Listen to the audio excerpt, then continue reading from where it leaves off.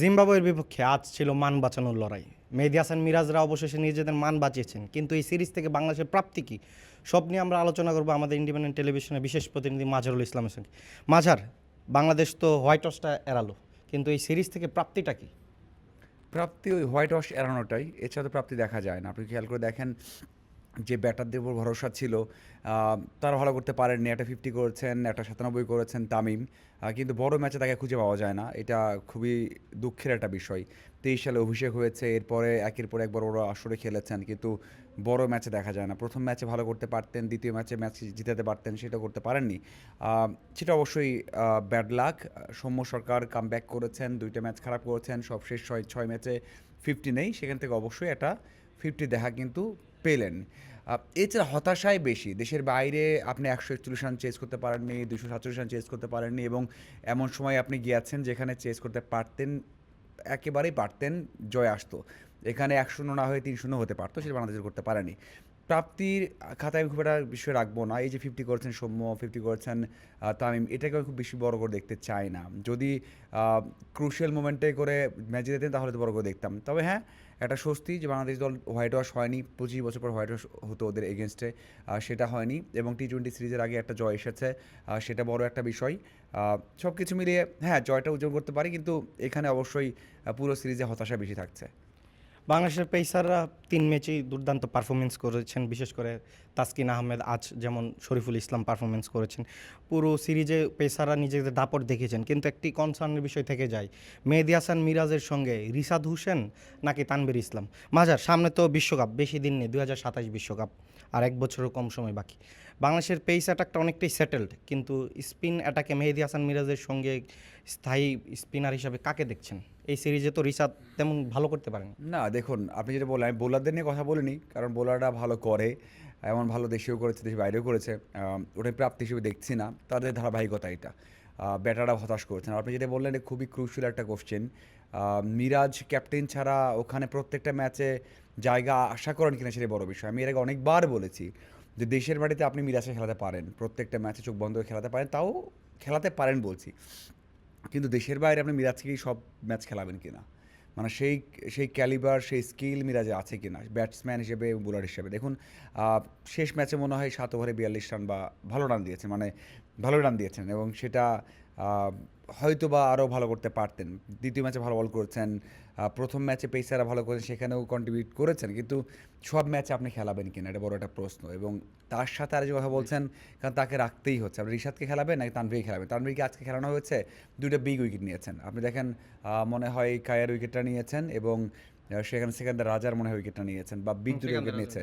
So big 2টা wicket নিয়েছেন, এটা তো রিশাদ নিতে পারেননি এইভাবে, বা এইভাবে তো আর মিরাজও নিতে পারেননি, যে ক্রুশিয়াল টাইমে যখন তারা পার্টনারশিপ করছেন সেটা উইকেট নিয়েছেন, নেননি। তো এটা সত্যিই বড়টা কনসার্নের জায়গায় তৈরি হয়েছে। পেসার 3 জন থাকছে কনফার্ম। আমি তো মাঝে মাঝে বলি যে সাউথ আফ্রিকার কন্ডিশনে আপনি 4 জন পেসার খেলার সমস্যা কী? মানে 3 জন পেসার তো আছেই, সাথে আপনি একজন পেস অলরাউন্ডার খেলিয়েছেন, সাইফকে, সাইফুদ্দিনকে খেলিয়েছেন। যদি তাও যদি না হয়, তাহলে আমরা 4 জন পেসার খেলালে সমস্যা কী? যদি আমার খেলাতে হয় রিশাদকে, যে আমরা জানছি যে রিশাদ খারাপ করতে পারে, যদি আমরা জানি যে সেখানে মিরাজ নিজে খারাপ করতে পারেন, আমরা যদি জানি যে তানভীর খারাপ করতে পারেন, ওয়ার্ল্ড কাপ যে বিষয়টা আমরা মাথায় রাখছি, তাহলে কেন আমরা 4 জন পেসার খেলাবো না? খেলাই না।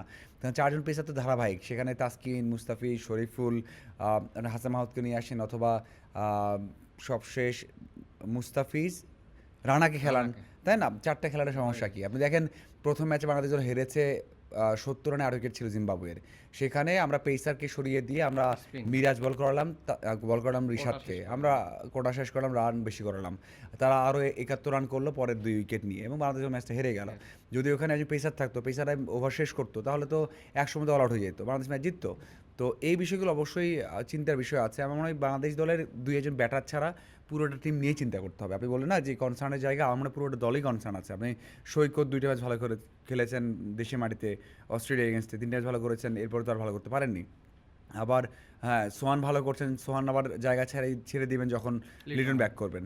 আবার ধরেন তামিম বড় ম্যাচে ভালো খেলতে পারেন না, সৌম্য 6 ম্যাচ পর রান করেছেন, আপনি হৃদয় আবার ব্যর্থ হলেন, অনেক স্লো খেলেন। দ্বিতীয় ম্যাচ বাংলাদেশ দল হেরেছে হৃদয়ের জন্য, 90 বল আপনি 60 রান করেছেন। তো এই যে ব্যাটিংয়ের এই ছন্নছাড়া অবস্থাটা, যতই আমরা রান করেছে, সেটাও আমার মনে হয় যে খুব একটা স্বস্তির না। আপনি দেখেন, তৃতীয় ম্যাচ বাংলাদেশ জিতেছে, বাংলাদেশ জিতেছে না জিম্বাবুয়ে জিতিয়েছে, এটা বড় একটা প্রশ্ন থাকতে পারে। একাদশ দেখেন জিম্বাবুয়ে 3জন টপ বোলার, মানে নিউমরি, এঙ্গারাভা এবং মুজারবানে নেই, 3জনই কিন্তু বাংলাদেশকে 2 ম্যাচ হারিয়ে দিয়েছে। সেই 3জনকে তারা রাখেনি এবং তারা মনে হয় 7জনকে বল করেছে বা 6জনকে বল করে, 7জন বল করেছে মনে হয় থার্ড ওডিআইতে। এবং 7জন কারা কী বল করেছে ভাই? রাজা বল করেছেন, মাধভিরে বল করেছেন, ইভান বলস করেছেন এবং ওপেনার বেনেট বল করেছেন। মানে তারাও সিরিয়াসলি নেয়নি, বাংলাদেশ জিতুক সে তেমনটা চিন্তা করেছেন। বাংলাদেশ একসময় ছিল যে হ্যাঁ জিম্বাবুয়ে বারবার আসছে, তাকে একটা জিতিয়ে দাও, মানে এরকম একটা চিন্তা ছিল, সেটা হয়তো বা করেছে। আমার মনে হয় যে না, এটা এই জয় দিয়ে আমরা খুব বেশি কিছু ব্যাখ্যা করতে পারবো না।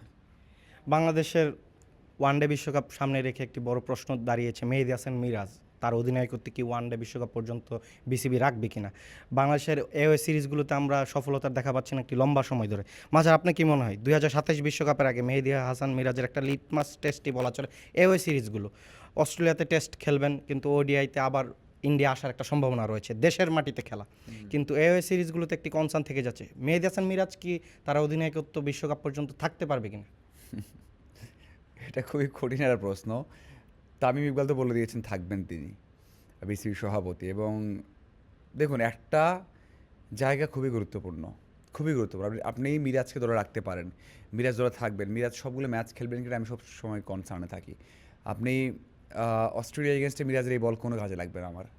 আপনি সাউথ আফ্রিকা এগেনস্টে মিরাজের এই বল কোনো কাজে লাগবে না। আপনি 10 ওভারে 100 দিতে পারেন, 90 দিতে পারেন, শেষের দিকে বল করতে আসেন। মানে আমি ছোটো করছি না, আপনি দেখেন তার ক্যারিয়ার যদি দেখেন 100 বেশি ম্যাচ খেলেছেন, কোনো সময় 5 উইকেট নেননি, দেশে বাইরে উইকেট খুব কম পেয়েছেন, ইকোনমি খুব আহামরি না। আর আপনি কখনোই এমন বোলারদের আপনি মোসাদ্দেককে দিয়েও 10 বল করাবেন না। আপনি সাকিব আলাদা বিষয়, তাইজুল আলাদা বিষয়, তার এক্সপিরিয়েন্স।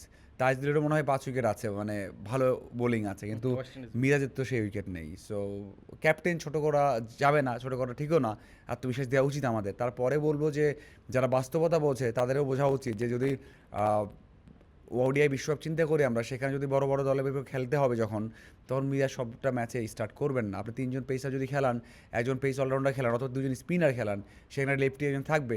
আর যদি আপনার মনে হয় যে ক্রুশিয়াল টাইমে রিশাদকে দরকার, রিশাদকে খেলাতে হবে। সো আমার মনে হয় সব জায়গাতে সব 11-এ মিরাজ থাকে না, কিন্তু ক্যাপ্টেন্সি ঘোষণা করা হয়েছে। আমিরুল ইসলাম বুলবুলের বোর্ড তাকে দিয়ে গেছে ক্যাপ্টেন্সি, একটা সমস্যা করে গেছে, তো সেটা তো আপনি হঠাৎ করেই বেরোতে পারছেন না। আপনি বাংলাদেশে যারা খেলা দেখে এমন 100 জনকে জিজ্ঞাসা করেন, 70 জনই বলবে মিরাজকে ক্যাপ্টেন্সিতে রাখা উচিত না। শুধু আমার কথা না, এটা সবার কথা। যারা খেলা বোঝেন তারা তো আর বেশি বলবেন যে মিরাজকে রাখলে ওই জায়গাটা সমস্যা হচ্ছে। এবং মিরাজ তো ক্যাপ্টেন্সি বারবার ব্যাটিংটাও ঠিকমতো হচ্ছে না, আপনি কেন নিচ্ছেন তাহলে? তো সেখানে চিন্তার বিষয় আছে। বাট যদি সামনের সময়গুলো আমি বলে নিই, যদি ইন্ডিয়ার এগেনস্টে ভালো করে, বা আবার সবচেয়ে বড় বিষয় হচ্ছে সাউথ আফ্রিকার এগেনস্টে যে সিরিজটা, যখন বাংলাদেশ দল সেখানে যাবে, সেখানে বিশ্বকাপ হবে, সেখানেই বাংলাদেশ সেখানে বেশি ম্যাচ খেলবে। তো সেখানে যদি ভালো করে মিরাজ, ক্যাপ্টেন্সি ভালো করে, ব্যাটিং বোলিং ভালো করে, তাহলে হয়তো বা রাখা যায়। আর যদি না করেন তাহলে টাফ, কারণ পারফর্ম না করলে ইম্প্যাক্ট পড়ে, তার নিজের উপর ইম্প্যাক্ট পড়বে, সাহস থাকবে না, ভালো সিদ্ধান্ত নিতে পারবে না। আবার কোচ অথবা ম্যানেজমেন্টের সাথে সেই নেগোশিয়েট করতে পারবেন না আত্মবিশ্বাস নিয়ে, সাথে হচ্ছে নিজে একটা সিদ্ধান্ত নিতে ভয় পাবেন মাঠে। সো ক্যাপ্টেনের পারফরমেন্স করাটা খুবই ইম্পর্টেন্ট। আমরা শান্তকে ক্যাপ্টেন্সি থেকে বাদ দিয়েছি T20 শুধুমাত্র তার পারফরমেন্সের কারণে, যদিও তার যে পারফরমেন্স তার থেকে অনেক বাজে পারফরমেন্স কিন্তু তামিমেরও ছিল, মানে জুনিয়র তামিমের ছিল, হৃদয়ের ছিল, অনেকেরই ছিল ওই সময়টাতে, কিন্তু বাদ দিয়েছি কারণকে শান্তকে, কারণ হচ্ছে তার আত্মবিশ্বাস কমে যাচ্ছে, সেই চিন্তা করা হচ্ছিল। সো যদি সেটাই হয়ে থাকে তাহলে মিরাজের বিষয় তো সেম বিষয়। সো দেখা যাক বিশ্বকাপ পর্যন্ত মিরাজ থাকবেন কিনা সেটি সময়ই বলে দিবে, বিশেষ করে আসন্ন ঘরের সিরিজ ভারত, তারপর সাউথ আফ্রিকা সফর, সেখানে হয়তো বা মেহেদী হাসান মিরাজের ভাগ্য নির্ধারণ হয়ে যেতে পারে। দর্শক, আজকে বিদায় নিচ্ছি। ক্রীড়াঙ্গনের সব খবর পেতে ইন্ডিপেন্ডেন্ট ডিজিটালের সঙ্গেই থাকুন। ধন্যবাদ।